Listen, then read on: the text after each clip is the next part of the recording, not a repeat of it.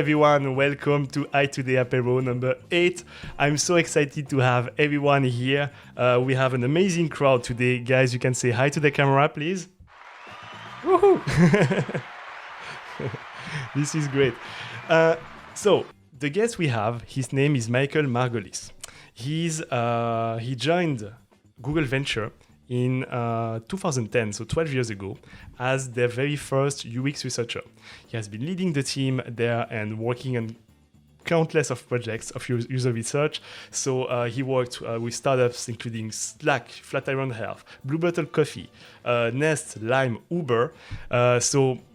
He's absolutely a star of user research. Please, everyone, live from Seattle, USA, welcome Michael Margolis. So, hello, Michael. Thank you. Hi, thank you so much. I really appreciate your guys inviting me. Good to see all of you. Yeah, this is great. So I want to say, before we even start, that I'm just terrified to interview you because you are such an inspiration, and basically it's hard to interview the godfather of user interviews. So I hope I'm gonna do my best, and thank you so much for accepting the invite. Thank you a ton. I'm really happy to be here. I appreciate it. That's cool. So Michael, there are a lot of people here who know who you are, of course, because your name is featured in the book Sprint, Design Sprint, and you play a very important role with creating basically the whole interview methodology that is used in the book. So your name is quite famous to these people and of course to the UX research community.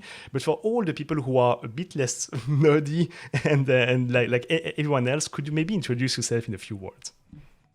Sure. So I'm the UX research partner at GV. GV is Alphabet's venture capital team. And so what I do there is I use UX research and design to help startups learn more faster, find product market fit, de-risk big decisions. So a lot of the work that I do is kind of coaching, advising, training, showing people how to use research to make faster progress and to build better products. Cool. I've heard that you were the very first UX researcher in a venture capital fund. So is it true? And how did you get there? Yeah, as far as I know, I'm the first one. There's now a couple other people out there who are doing it, but it's a pretty unusual job. So I guess I can give you kind of 30 years and 30 seconds of how I got here. So my first real full-time job, I studied anthropology. My first real full-time job was as an editor at an educational software company back in 1991. So we're making little floppy disks of software. And so that was kind of my introduction to product design. And the group was doing a lot of testing products with kids at the time. And so it was my first time of really seeing that. And also if you're the editor building the documentation for teachers and parents, you have to explain how to use products. And so when you're explaining things, you're kind of at the back end and you're learning about design. And then I went from there to learn to electronic arts, where I learned how to ship box software. Like, what does it take to build these things and get them out the door? And then I worked at a design strategy consulting firm, where I got to essentially apprentice with really great researchers and designers there. So that's where I learned how to do kind of deep customer research. So I got to work with people like Steve Portugal and Tom Williams and Sue Squires and Heiko Sacher, and to be very client focused. And so we did these very big, very expensive projects.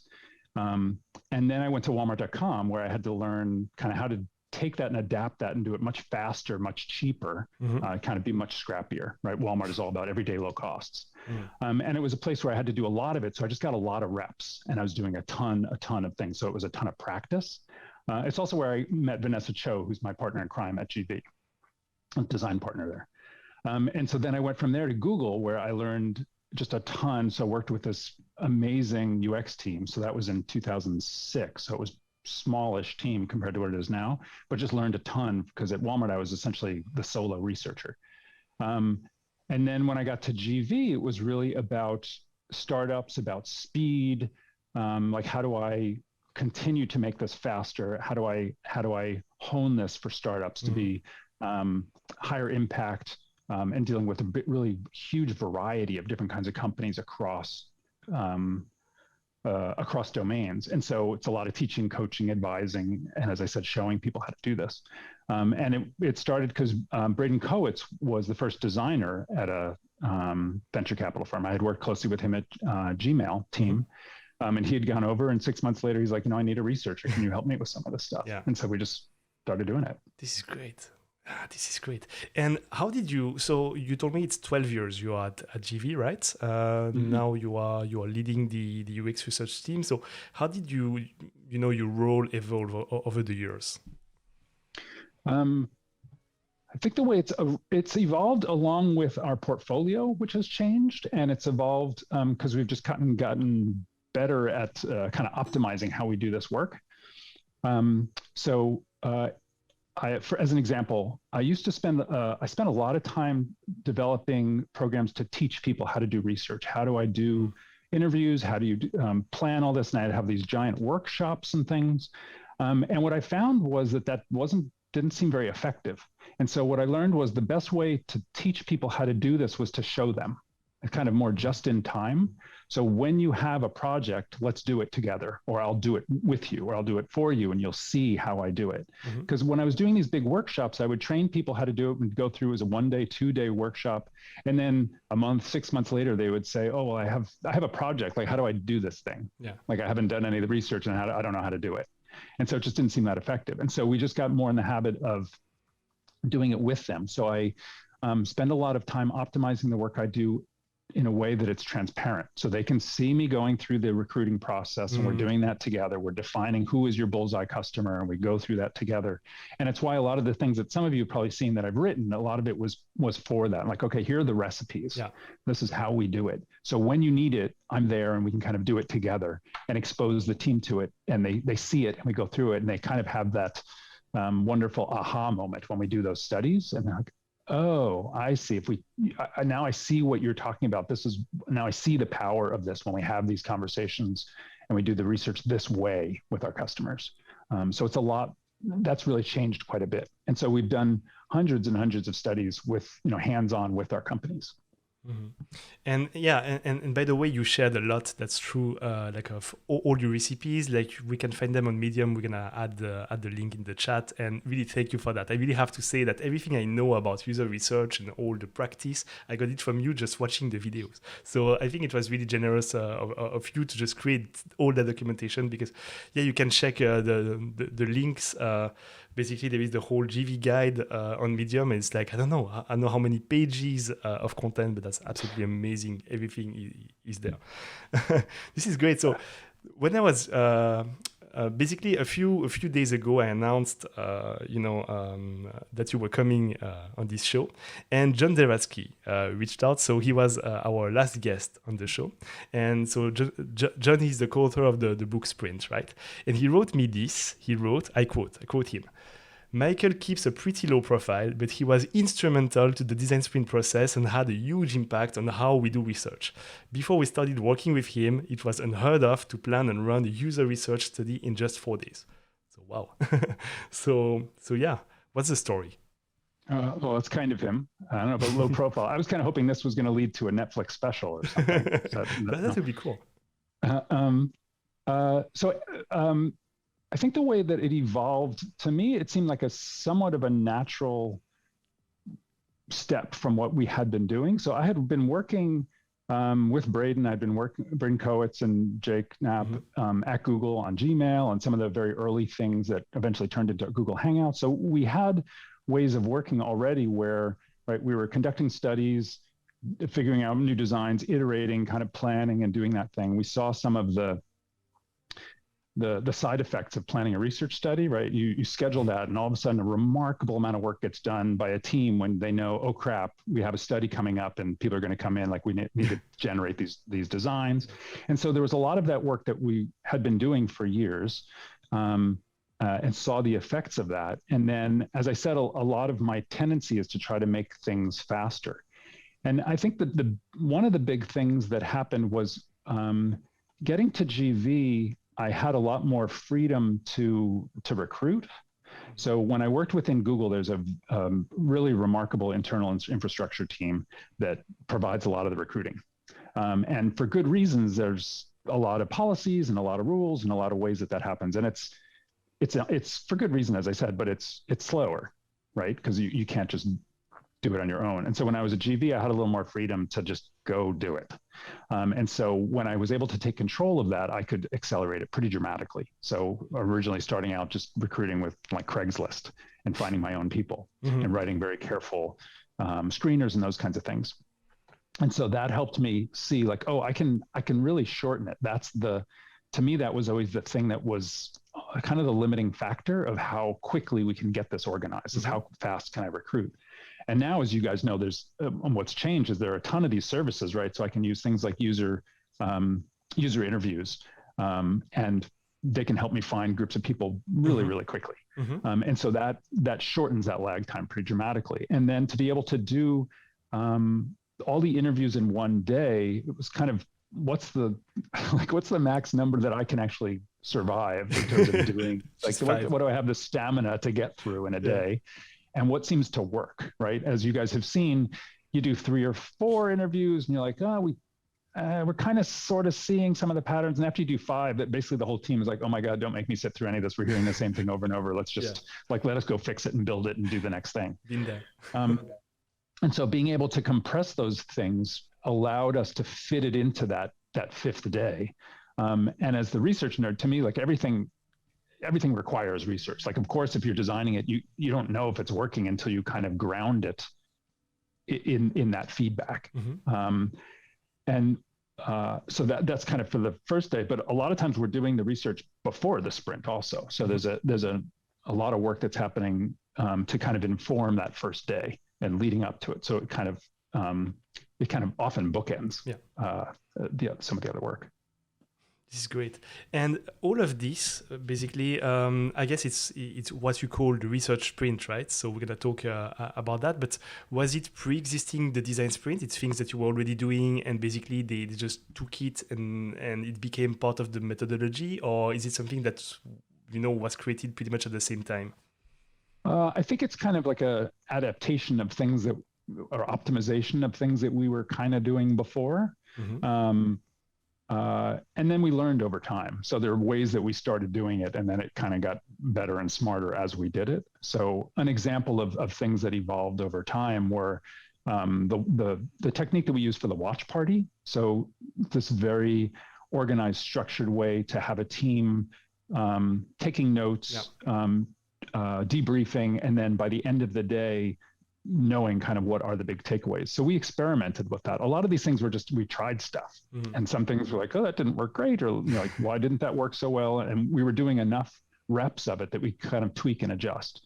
And so that combination of having enough reps that we were doing where we could experiment, and just having that pressure from the teams also. And they're like, well, 5 days is a lot, right? So we need to kind of get it done. Like, how can we get it done? Because coming back and doing more analysis or thinking about it, we quite frankly don't have time. And also I'm lazy and I don't want to have to go off and do a bunch of analysis and generate slides or any of that stuff. Like, let's do it and be done and move on.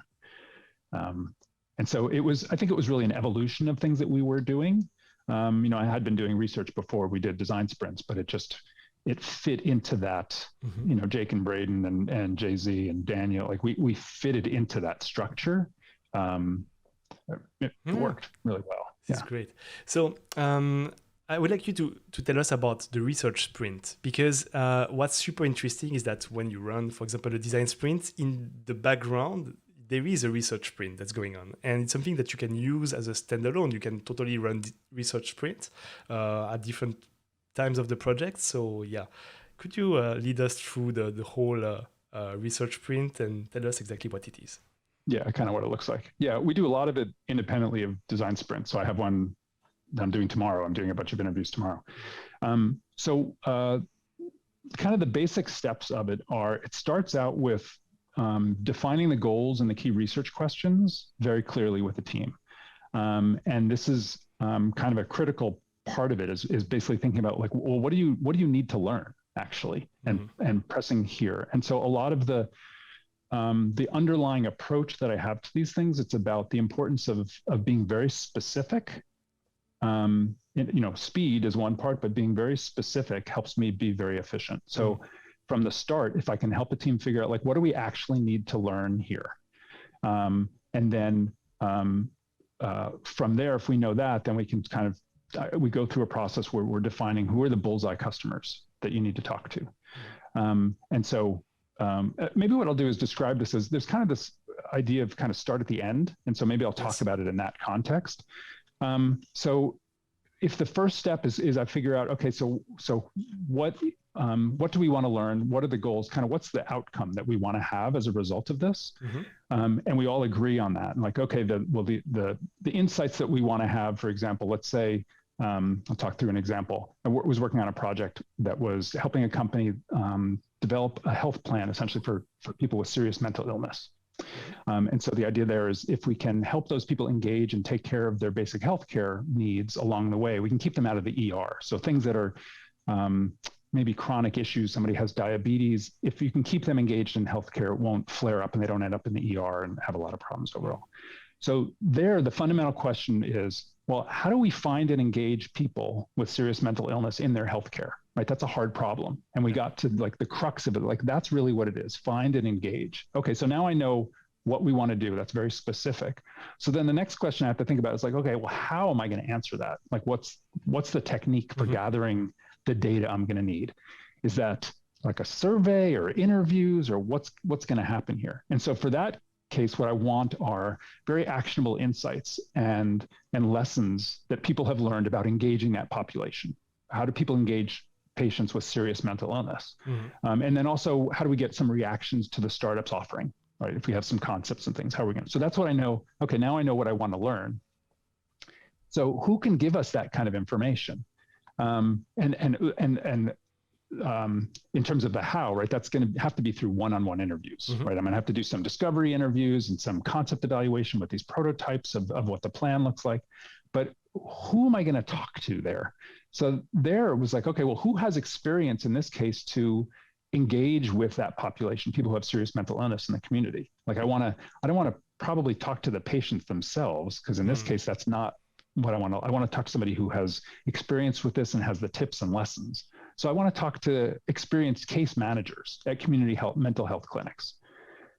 Okay, so now I'm kind of like working backwards and figuring this out. So then I have to go recruit those people, which I'm able to do, create a screener, do that work. And so all of this work is happening. The first batch of things that I've just described, all these figuring out, like, what do I need to learn? How am I going to do it? Who do I need to talk to? That's happening very early. Like, let's say if it's a 4-day thing, it's happening, let's say Monday.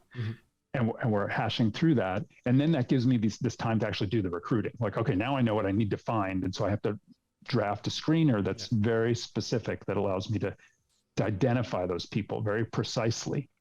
And then, it takes me a few days to recruit. And then on that, 4th, 5th day or whatever, I then can conduct those interviews. And again, because I was very specific, I can design the interviews to make sure I'm getting the information that I know I want to get out of those. So that's kind of at a high level what that design, what the research sprint looks like in those pieces, and just kind of how I think through it. Is kind of from what do I want the outcome to be, and then I can plan more efficiently kind of how do I get there. This is great. So in our case, in our agency, basically, like I will be running the design sprint, and I will be probably interviewing the people on day 5. But it's Egle who is in the background, basically looking for the testers, running the ads, creating the screeners, and all of this. So we do that. We are 2 persons. In your case, like, is it something that you are doing like all by yourself, or do you have a team? How are you? It's me. I'm the team. Yeah. I've been doing this for a long time, and I still just do it all pretty hands-on myself. I have, like you guys, I'm sure, I have all my templates and my examples, right? I have quite a library of different kinds of things that I can draw from to help accelerate it, but it's just me. This is great. By the way, what do you think of all these services? Like you've mentioned, user testing, for example. Like, do you think you can reach the right quality of testers, or do you still need to, to run some ads or go to social networks to find them?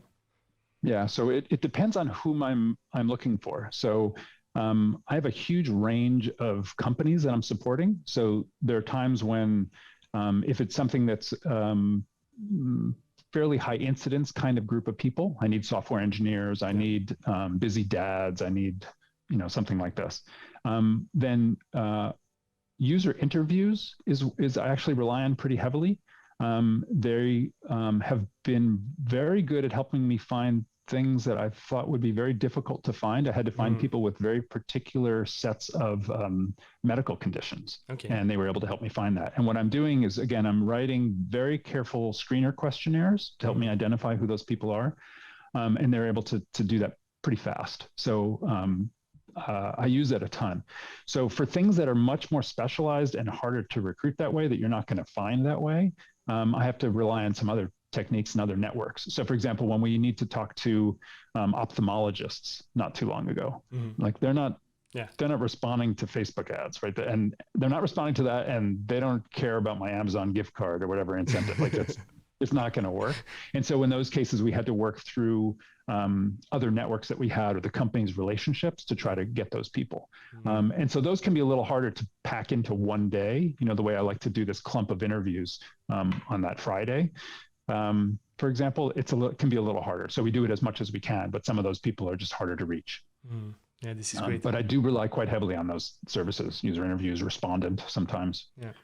Like over the years, did you constitute kind of like a repository of very good testers that you can call again, in some, or it's always different people? I don't do that. So partly I don't do that because I don't want to talk to the same people again. Actually, there are enough other people out there. And what's really important to me is that I want the companies that I'm working with to get in the habit of talking to new people all the time, as much as possible. So I don't want them to I don't know, sometimes take the easy way out and just like go back to those same people. I think it can lead to a little bit of an echo chamber, and I want them to I want more exposure to more of their users. So I don't do that. And then the other reason it doesn't work for me is because the variety people I need to talk to is so large. So tomorrow I'm talking to people about their experience going through and getting genetic testing because they had predisposition for cancer. And next week I'm talking to people who are software engineers. So like, it's not the same. I mean, there could be some overlap there, but it's not the same people. And because I'm screening very, very specifically and carefully to make sure that I'm getting the bullseye people that we need for a study, there's just not very much overlap. I have a very personal question because I work a lot with corporates, and the people we have, with us, like working with us in corporates, they are mostly managers, and some of them, they don't do too much research themselves. They don't really know about the whole principle of iteration and all of this. And at first, they're always very surprised. They're like, what, just 5 tests? It looks like a very small number, and they react strongly to that. And they're like, they always come back with these ideas of like giant surveys and all of this to do real research. So do you still have to face this kind of opposition, and how do you deal with that? Yeah, occasionally I get some of this. So in my experience, the people who object to that is because they just haven't seen it. Quite frankly, that's why, as I was describing, a lot of the way that I work is to try to be as transparent as possible so people can see it and watch the interviews. And nothing is more convincing than getting people to actually participate and observe and hear the stories, and it becomes a little more personal. And so when I get that kind of opposition, I have some benefit. I guess I can explain the way we do it, why we do it, that we've done it hundreds of times. I can drop a lot of names of well-known startups that they look up to, we've done. And quite frankly, in the end, if it's their company, like the way that we work, we're investors and there are startups in our portfolio, but if they don't want our help, that's totally fine. So they'll go do the research and figure it out in a different way. So we're an available resource to the companies that are in our portfolio, but they don't have to do it.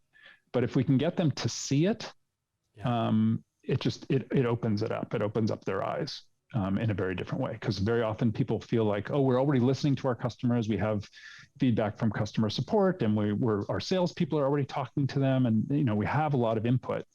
And then they see how we do it, and they're like, oh, yeah, that's different. That's not the way we're having conversations. We're not listening in that way. We're pitching, or we're getting feedback from certain kinds of people who are out there who are very vocal.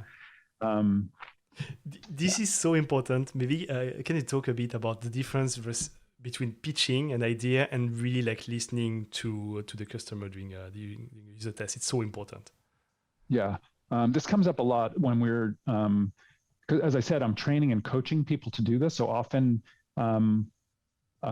they will do some interviews, or I'll do some, and then they'll do some, and I'll give feedback and watch them. And so people at startups are very used to pitching, right? That's how you get your funding. It's like how you got to where you were. It can be very successful. You can be very successful if you're good at pitching your ideas. And pitching is usually about presenting like the rosiest picture and about convincing you fundamentally. Like, I want to convince you this is a great idea. But if you're doing research, what I want to do is see, like, how are you seeing it? How do you react to it? What do you think? Is it a good idea? What do you like or not like about this idea? And so the approach, my like mindset has to be much more neutral. Like, here's this thing. What do you think of this thing? Actually, here are 2 or 3 things. And like, let's compare and contrast these different things. I actually don't want it to just be one. And so I don't want to have or express any kind of vested interest in one approach or another of whatever the thing is that we're trying to learn about. Usually for me, that's easier because I haven't spent the past, year or 2 or more like these companies building that thing. And so I'm kind of like, well, I don't know, here's the thing they gave me, and like I can just kind of get feedback on it. But that pitch mindset is difficult for people to undo often because it's such a strong habit.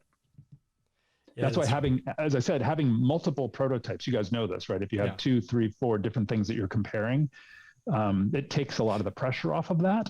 And then you're just teasing out what are the pros and cons of these things. Actually, like, are you personally involved in the prototypes? Like, are you behind the designers, like telling them exactly what they need to integrate in the prototype so that you can, test this hypothesis? Like, what's the link? So I work very closely with them as I said, so we've defined what are we trying to learn, and then we think carefully about like, okay, if that's what you want to learn, how are we going to represent that? So that we can kind of tease out those questions. What we found is there's this, so there's a lot of, to answer your question, there's a lot of back and forth where they'll come up with the initial prototypes, and we go through them, and then we're revising them, and I'm giving tons of feedback, and we're kind of going back and forth. So I'm not looking over their shoulder exactly. But what we find is there's this interesting exercise where, it's very common. You guys, I'm sure, are familiar with this idea for certain concepts where we're testing a landing page, right? Just create, like, how would you pitch this idea to a customer, multiple ideas, and how do you present it? And what we find is there's this really valuable exercise, which is just pushing them to actually write it down is really valuable, because like, oh, we all know what it is. We know what we're building. Like, okay, that's fine. I'm the newbie here. So explain it to me, write it down. And then we can see sometimes it's very difficult for them to just write it down and agree and have some alignment there. And so just that exercise often of document it is very powerful for the team. You told me when we were preparing this interview that you have been in UX for like, 30 years, right? Yeah. So this is a personal question. Like, do you, with all your experience, can you kind of like predict the result of a test before even running it? Just looking at the questions, looking at the prototype, like, how good are you? Yeah, sometimes. So after doing so many of these, we do see certain patterns, and it's things that, it's like basic design stuff that you guys would all know. People will write their messaging in a way that's like all marketing speak. And I'm like, you just need to be blunt and straightforward. Nobody is going to know what you're talking about. Like, there are things like that. But what we see is that because, again, I'm working with so many different companies and so many different kinds of users and topics, that a lot of times I don't know anything about it. So it's hard for me to predict. So it's something that to me doesn't make sense. And then we go interview a farmer, a software developer, a trucker, and the way they respond is just completely different, because the context, the conventions they're used to, the other tools they're using, it makes sense to them for some reason. That I look at that and I think, this is terrible. Like, this is never going to make any sense. And somebody else who's in that industry is like, oh yeah, I totally get this. Yep, I'm used to doing this. That looks exactly like the thing we've been using for 5 years. I'm like, Okay, Okay. great. And that's why we do it, right? Because if they were relying on me, I'm not the target user. I'm rarely the target user for these companies. And so that's why we do that work. Yeah, I mean, these are the best tests, right? It's when you do that interview and you discover something, you know, that really you had no clue about, and you're like, I was wrong. This is so good. Yeah. It's much more fun. If I could just predict it all the time, then it would get kind of boring. Yeah. So, by the way, do you have a funny anecdote to share with us, like of a test that went horribly wrong? You know, like a crazy tester, or you know. Yeah. I guess the one that I think about that went horribly wrong, horribly wrong. I won't mention who the company was, but I was doing research for a company. I'll just say it was in the mobility space. And I had organized a bunch of interviews with users in Los Angeles. So I'm in Seattle. So we traveled there with a big team from the company, had set up this whole thing at a Google office down there. It was a lot of work, and had these folks come in, and in the course of the interviews, do one interview, and somebody, they're explaining to me how they had used this product, and they're telling me all these stories. And so there's a thing that I do, which is ask them to show me their account. So we had recruited very specifically people who had been using the product. Yeah. And what I find is it's very helpful to walk through somebody's account with them, whether it's their inbox or their dashboard, like look at it with me, partly because that flash of seeing it tells you a lot about a user. And partly because then in this case, we could walk through the history, and what I wanted to do was kind of, because people don't remember so well, but if they walk through the history, like, oh yeah, I did that time last week, we did this thing, and then they could tell me the stories about them. So as we started doing this, I'd ask them to show me the app. And what became clear was people had completely lied to me. So I don't have the app. It's not on this phone. It's like, it was obvious they had just downloaded it, 5 minutes before. Yeah. And it happened like 4 or 5 times in a row. Oh, gosh. And I still, to this day, I have no idea what I did wrong. I mean, other than just like warning people ahead of time, I'm going to ask you to look at this, right? So they wouldn't have. But it was so horrible because you have the whole team watching. Yeah, right? And whenever you're doing these interviews, like there's this aspect where it's somewhat like I don't know, it sounds weird, but like it's somewhat of a performance element, right? Like I've set this whole thing up and I'm doing it, and the team is there, and we spent all this time, and it's just a complete 100% bust. We had to completely redo the study. So that was bad. There was like no way to recover from that one because it was just a wasted effort. So that was definitely my it's bad. It's bad. That was bad. Personally, I had a horrible one too. It's like, we organized these user tests, and one of the testers, she comes and she had a crazy cold, and I mean, she was blowing her nose every minute, literally, and it was really, really getting out of control. And the worst thing is that it was in person, so she was using my phone. So basically, she had my phone in her hand, in her dirty hands, for like 45 minutes, and all the time she was like blowing her nose, pressing like that. It was just so painful. It was the worst time. Anyway, pre-COVID, I hope. No, it was pre-COVID, of course. I'll stop the whole interview. Do you have, and then it's going to be, because I see a lot of questions are coming for you, so this is going to be my last question, I guess. Is there any research project that you have run that you are especially proud of, like something that really changed totally a product? Yeah, it's interesting because the way I think about these sometimes is that what I'm looking to have impact on a product or a project, but because of my relationship with the companies that we work with, what I'm trying to do is actually have a bigger impact on the way they develop products, because we're investors, and so we want the companies to be successful long term.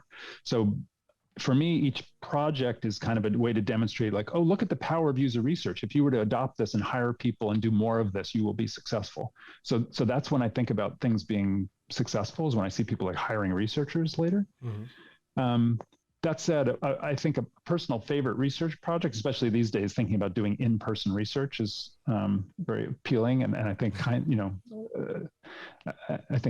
kindly about some of those projects. But work that I did with Alex Ingram at Flatiron Health, was really fun because we were studying how oncologists identify eligible patients and match them to clinical trials, which is a super complicated process for them to do, and they have research teams. And so we I did this a couple of times with Alex, where we would do these kind of insane road trips. So we ended up doing 35 hours of interviews with, I think it was like 25 people at 5 different cancer centers in 3 states in 4 days. Wow. So it was a really intense but super fun project, and leading to, working on what was a really important project. So that stands out to me as something that was kind of this very crazy, fun road trip. That's cool. Okay, so this is my last question for real. When you have like any research project, but especially this one that is so big, how do you like capture all these results, and what's your technique to basically transmit the results to the stakeholders who make the decisions, right? To make sure that they have an impact. Yeah. So that one is unusual. So the typical way that I do it for most studies is kind of this UX watch party, where we bang it out in a day and we capture the takeaways, and everybody walks away. And because they have experienced it together, I don't need to put together some giant deck, and I don't do that kind of work. Mm-hmm. And I'm lazy, so I don't have to do that kind of work.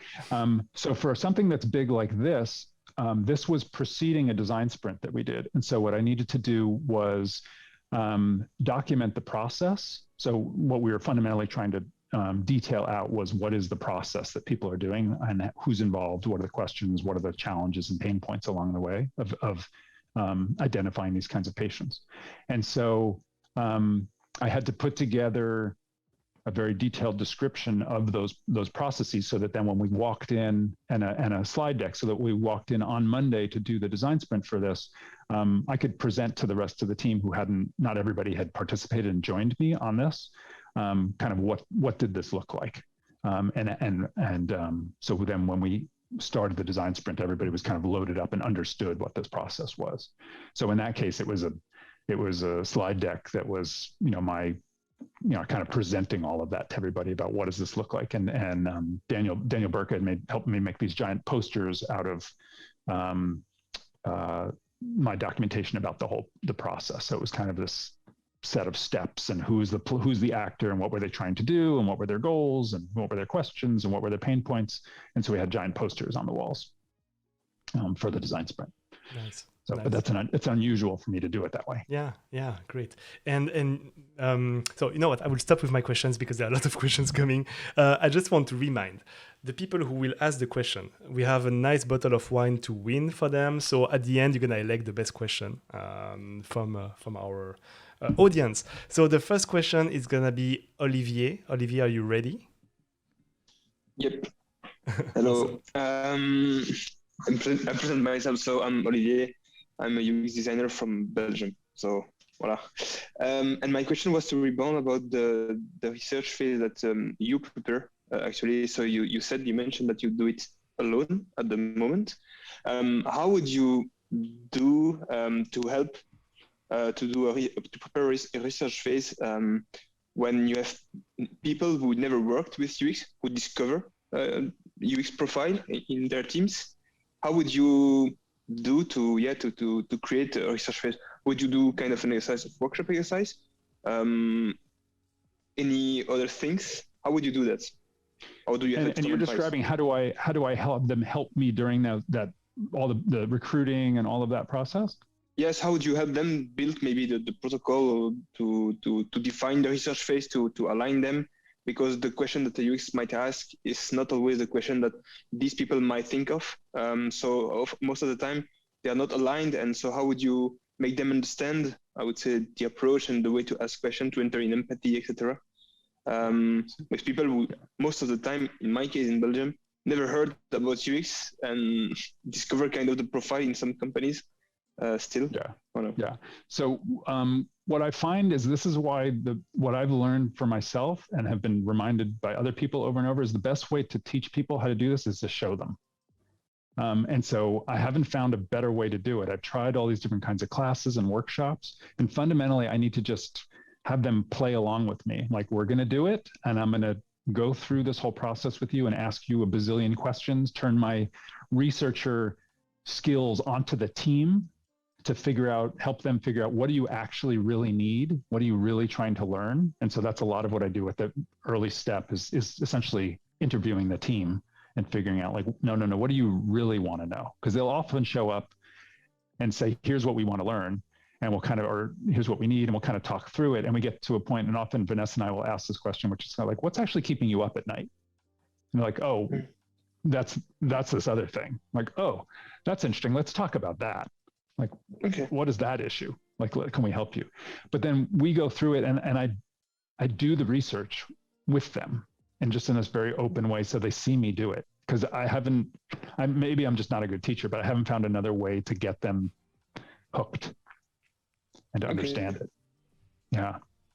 And when you say interview, you mean you have everyone in the same room, or you take everyone alone in face to face, like you would do maybe as a stakeholder interview to better understand the concept, the role of the project? Yeah, usually we start with the group in a room, and so usually it's remote because of the way things are set up.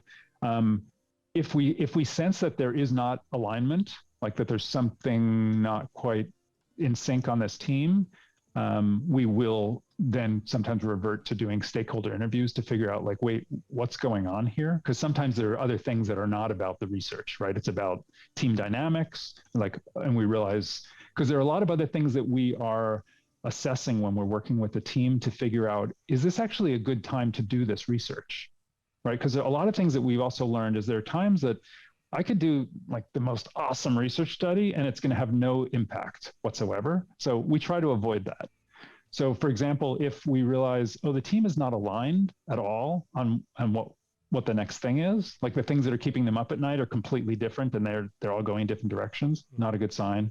If they don't actually have resources to work on and build whatever the thing is that we're working on, they're like, that designer, we're trying to hire a designer and an engineer to work on this project. We want to do the research now. Like, yeah, we're not going to do it now, because let's wait till those people are here. And then we'll go through this and have everybody aligned and together, because otherwise this is going to sit on the shelf. New people show up. It's not going to work. So if the right ingredients aren't in place and we can sense that now and figure that out pretty quickly, we won't even kind of move forward. Awesome. We'll kindly tell them that we're not going to do it yet. The next question, Michael, is from Ashima. Thanks there, Steph. Hi, Michael. I am joining all of you from Dubai, and I'm an avid fan of the book Sprint. Since the time I got my hands laid on that book, my PhD journey has taken a next level. I am just a humble university lecturer, and I have a lot of passion for sprints as well as ethnography. So I'd like to ask you something about your take on blending ethnographic techniques with design sprints, because when I'm taking workshops or when I'm teaching, I'm giving away a lecture, most of my MBA students who are working, they're managing directors, CEOs, and startup owners and investors. They're much interested with a lot of pictorial research. And I've seen a lot of them coming in with pictures that, we attended that. We saw the consumer touching the product like that, or interacting with a particular product like that. And we want to work on that part, the way they're holding the bottle or the way they're sitting in the car. So I was much intrigued by ethnographic techniques. And just until recently in one of my projects with IKEA, I was able to, at a very amateur level, blend both the techniques. Well, I haven't really gotten a breakthrough for that. So I thought maybe you could let me know, what are your takes on really blending ethnographic techniques and design sprints? I'm much interested about phase 4 prototyping. Yeah. So to me, it gets back to this idea of what is the fundamental question you're trying to answer? What's the outcome you're aiming for? And what's the best way to deliver that? What's the best, most efficient way to deliver that? At least the first bite-sized pieces, right? A lot of this is about iterating and kind of doing it in chunks. Right. And so sometimes you just have to be there to see it. And when you do, then I do that. So like this example I described of our traveling to these multiple states and studying oncologists, we just needed to go talk to them And part of that was because the oncologists are not coming to me, like they're not making time for me. And part of it is I needed to see, like I wanted to see all the spreadsheets they were using and like all the posts, like what does this messy process really look like? And that's harder to do online. Now there are a lot more tools where I can do that remotely. So sometimes I'm again, because the way I'm doing this, I'm balancing my desire to be on site with doing it in a way that everybody can see me doing it. Correct. Right. So they're kind of competing goals there. Right. So I guess the short answer, I'm not good at short answers, is that those techniques can be very powerful. They can be very good to help you tell the stories and to help bring other people in and have them see the context. But it's ethnographic techniques are not just about pictures, right? It's about stories and about eliciting stories and having those artifacts. And so you need both of those. Just the pictures, like that's okay. And there are a lot of ways, use D-Scout and some of these other things, but I lean very heavily on getting people to tell the stories and hearing the explanations, because like how they're holding it is fine and depends on if you're just doing some basic industrial design work. The work that I'm usually doing is much more, what's the value proposition for this business? And so that's usually requires much more than like, oh, I can see how they're sitting in the chair. Not that there's anything wrong with that. It's just, it's not the kinds of projects that I'm typically working on. Now, that's what I mentioned was quite very amateur, but that did strike me that, maybe. So I'm still getting there. I'm still trying to decode what's that maybe and how and what's to do. But at least gives me a way ahead. Yeah, the thing that I would listen for that's maybe a pet peeve for me is there are a lot of techniques now that make it very easy for people to avoid going and actually talking to the people that they need to talk to, right? So you use, and some of these are great tools, but they need to be used with other things. But if people say, oh, we're, like I said before, we're using analytics, these other things, we have a lot of input from our users. Like, sometimes you need to just like leave your office or get out from behind your desk and actually go talk to these people. Be very specific, who are the people, but you actually have to go listen and watch. And sometimes people are looking for like ways to, shortcuts around that. And so what I've tried to do is make it so it's as streamlined as possible to do that work, but you kind of got to do it. Right. I get that. Thanks a lot, Michael. Yeah, sorry, not able to do short answers. Awesome. I think we have one last question from Andrea. Hi, Michael. Hi, Steph. I work in museums and galleries, and Steph knows I've been running design sprints for a couple of years now. But a lot of the work I do is about emotional engagement, but also economic engagement with heritage. And I wondered about where you've been working, particularly with medicine. How, when you're building empathy during an interview, do you make sure you don't kind of nod too much and end up feeling that you're leading the tester down a particular route of response? How do you manage to have empathy, but also get clean information that you need? It's a good question. I think what I try to do is, it's about remaining neutral, right? And that's what you're kind of mentally trying to do, is remain neutral. And so, I think it's important to make the noises and things where you're acknowledging what somebody is saying, acknowledging and encouraging, but not necessarily reinforcing. That's the line that I'm usually trying to ride. So, a simple or it sounds like, or trying to reflect back to them, like that sounds like that was hard for you, is different than I hate it when that happens, right? Like, so I'm not trying I'm trying to be understanding and encouraging, but not necessarily on their team to reinforce that. Like, yeah, we hate when that happens. That's really hard. That happened to me too. Like, it's just, I'm an observer, trying to be kind in that way.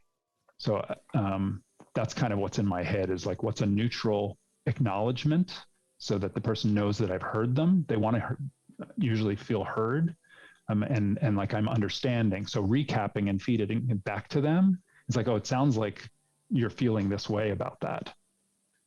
And then like, and they'll either say, yeah, that's how I felt. They're like, no, like you've misunderstood and they'll correct me, which is perfect, right? But I'm not trying to add any kind of judgment or reinforcement to it. And if they ask you for more detail around a question, again, not adding detail, which then seems to be persuasive. Yeah, I mean, I will rephrase a question because sometimes I just will have asked it poorly, right? And so I'll just take a step back and just try to ask it again, or kind of step back to what we were talking about and maybe try to like rebuild. Because some of it is managing and maintaining the rapport you have. And so sometimes if somebody starts balking at a question that I've asked, either maybe they just didn't understand me, which is fine, or I've said something that clearly has touched a nerve in some way. And so I need to kind of backtrack a little bit and rebuild, add back, put some more deposits into the rapport building. And so I'll kind of do that by like, oh, so sorry, I'm a little flustered, or like, take some of the responsibility for why it's difficult. Thank you so much. You're doing this is really helpful. This is kind of hard for me. I'm, new with this or whatever. But try to rebuild that trust, because that's a lot of what you're trying to establish in that context, that relation, especially when it's a sensitive thing.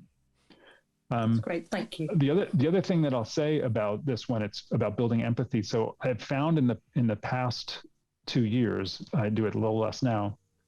There's been this very effective thing that I found that I can do at the very start of an interview that will jump the rapport very quickly, pretty far, which is that I'll, do my intro and we chit chat about where are you calling from or whatever. And just the kind of the friendly, hi, I'm not a crazy person, like establishment at the very beginning.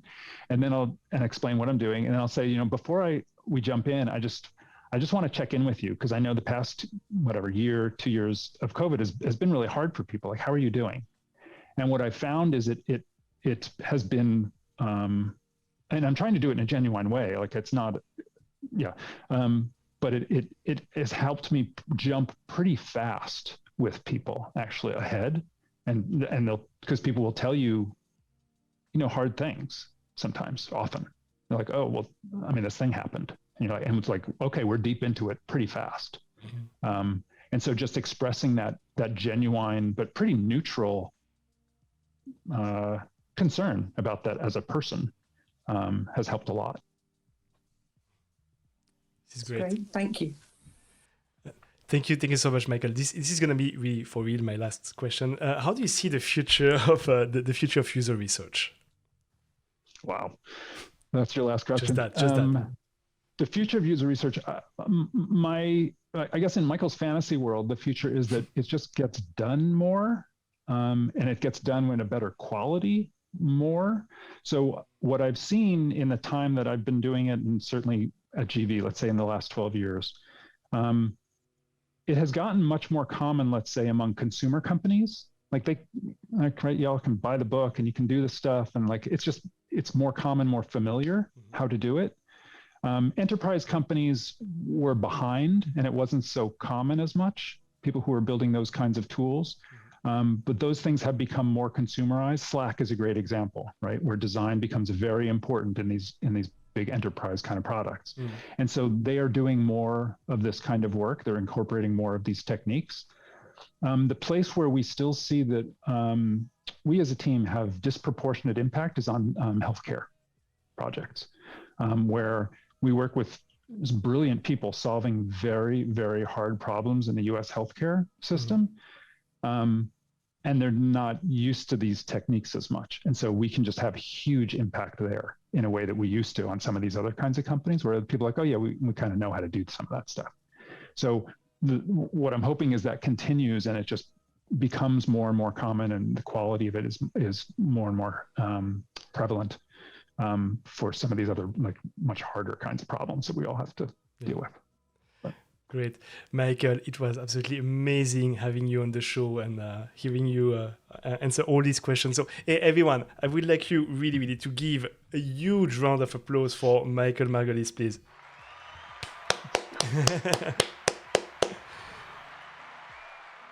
This is Thank great. you all very much. I really appreciate it. Love the questions. Love talking to you all. It's great. So, Michael, who wins the bottle of wine? Oh my gosh. Yeah. I think I might have to go with building empathy. It's such a big piece for Andrea. It's such a big piece of doing these interviews and managing and thinking about that relationship when you're doing that. So we'll go with that. Awesome. So But these are all great questions. She's happy. Yeah. She's happy. So this bottle is gonna fly to London thanks to Michael Margolis. Thank you everyone for being live with us. Thank you so much, Michael. This is great. This was Itoday Apéro number 8. Woo. Thank you everyone.